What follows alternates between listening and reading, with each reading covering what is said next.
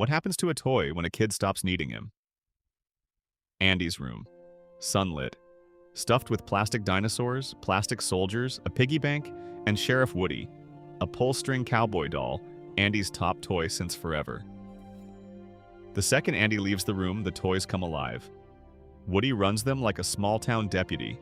Everything is fine. Then it's Andy's birthday, and the family is moving in a week, and the toys are panicking because new toys mean someone gets demoted. The presents go fast. Then Andy's mom carries in the surprise, Buzz Lightyear, a flashy Space Ranger action figure with retractable wings, glowing buttons, and a voice box that won't shut up. Buzz lands on Andy's bed. Woody watches from the carpet. Andy already has a new favorite. Worse, Buzz doesn't even know he's a toy. He believes he's a real Space Ranger marooned on an alien planet. He reports into a risk communicator that isn't real. He warns the other toys about an evil emperor named Zurg. Woody tries to talk sense into him. Buzz just deploys his wings and tries to fly off the bedpost, bounces off a ceiling fan, and lands perfectly on the bed. The other toys clap. Andy walks in, picks up Buzz, and writes his name on Buzz's boot, the same spot Woody's name lives. Woody watches. Quiet. Replaced. Woody snaps. Trying to knock Buzz behind the desk to delay him for the Pizza Planet trip, he accidentally launches him out the window. The other toys see attempted murder. Woody's reputation is gone. He chases after Buzz to bring him home. They tangle, fall into the family minivan, end up at a gas station miles from Andy. Buzz still thinks he's saving the galaxy. Woody just wants to get back to that room.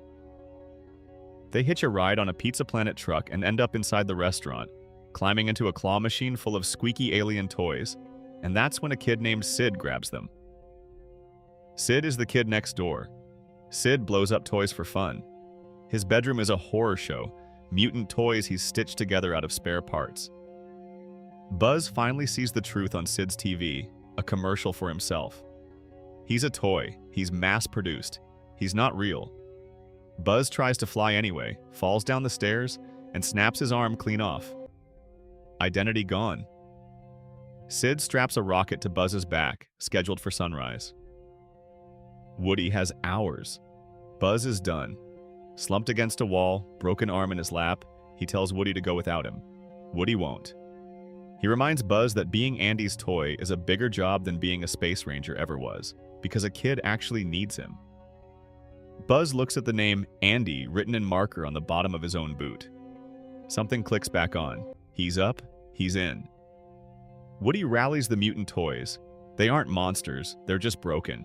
And together they ambush Sid in the yard at dawn and scare him so badly he may never touch a toy again. Now the chase. Andy's family is driving away with the moving truck. Woody and Buzz race after it across suburban streets. They light the rocket strapped to Buzz's back. The rocket carries them up, and Buzz spreads his wings, falling with style, and they drop straight into Andy's open car window. Andy finds them both on the seat beside him. Best day of his life. Christmas in the new house. The toys radio in updates from Andy's room. Everything is fine until Andy's mom carries in a puppy. Woody and Buzz look at each other and grin. Here we go again. But here's where the story falls apart, because Andy keeps growing, and Woody is about to find out exactly what that costs. Years later, Andy is leaving for cowboy camp. He's older now, taller, busier, but still loves Woody. They start to play, and Woody's arm tears clean at the seam. Andy frowns, sets Woody on a high shelf, leaves him behind. Cowboy camp goes on without him. The next morning, Andy's mom holds a yard sale on the lawn. Woody slips off the shelf trying to rescue another forgotten toy and tumbles into the grass. A stranger spots him, chicken-suited, sweaty, obsessed. His name is Al. Al is a toy collector. Al knows exactly who Woody is. He steals him. Woody wakes up in a glass display case in Al's apartment. 3 other toys are staring back at him. Jessie, a yodeling cowgirl with abandonment behind her smile. Bullseye, a horse who licks his face like a puppy. And Stinky Pete the prospector, still sealed mint in box, watching kindly from inside his packaging. They explain. Woody isn't just any cowboy. He's the lost star of a forgotten 1950s TV show called Woody's Roundup. They are his original cast. Al is selling them, together, to a toy museum in Japan. Without Woody, the deal collapses and the others go back into a dark storage box. Forever. Woody panics. He tries to escape, climbs into the air vent, sneaks across the floor, almost makes it out. Then he sees the old Roundup tapes.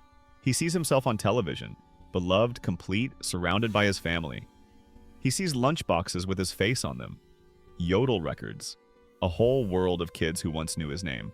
And for the first time, he starts to wonder if home is even where he thinks it is. Meanwhile, Buzz launches a rescue mission. He drags along Mr. Potato Head, Ham the piggy bank, Rex the anxious dinosaur, and Slinky Dog. They cross a 4-lane road by hiding inside traffic cones. They reach Al's massive toy superstore. And inside, Buzz finds a new Buzz Lightyear, fresh out of the box, still convinced he's a real space ranger. Buzz remembers exactly what that felt like. The new Buzz handcuffs the real Buzz to a shelf and takes his place in the rescue party. Nobody notices. They head for Al's apartment to save Woody. Back in the apartment, Stinky Pete is whispering in Woody's ear, slow and gentle. Kids grow up. Andy will leave you in a box one day. Museums last forever. Then Jessie sings the song, a quiet ballad about her old owner Emily, the girl who loved her, then grew up, then quietly gave her away to a donation bin without ever looking back. Woody listens. He hears his own future. The real Buzz finally crashes through the vent with the rescue gang behind him. He's come to bring Woody home. But Woody refuses to leave. Andy is growing up. Staying means an ending. The museum means immortality. For one long moment, Buzz can't believe what he's hearing. Then Andy's name, scribbled in marker on the bottom of Woody's boot, catches his eye. Woody picks up his old cowboy hat, looks at the Roundup gang. He turns to leave with Buzz. And that's when Stinky Pete slams the vent shut. Pete has been sabotaging him the whole time. Pete is the villain. Pete spent decades on a shelf, never opened, never loved, and he is not going back into the dark. Al packs them all into a case and drives for the airport. Buzz and the gang chase the van in a stolen Pizza Planet truck, Slinky at the wheel, Rex on the pedals, Ham reading the map. They blast through traffic, they tear into the airport baggage tunnels on a luggage car weaving between conveyor belts and forklifts. Woody pries open a luggage container and pulls Jessie out as it slides toward the belly of a plane. Buzz takes down Pete and stuffs him into the backpack of a little girl who is famous for drawing on her toys. Karma. Woody and Jessie ride bullseye across the runway like the show they once were, weaving between landing gear and chasing down the Pizza Planet truck before it pulls away. They make it home. Andy returns from camp and finds 3 new toys sitting on his bed, a cowgirl, a horse, and his sheriff, exactly where he left him. He doesn't ask where they came from, he just plays.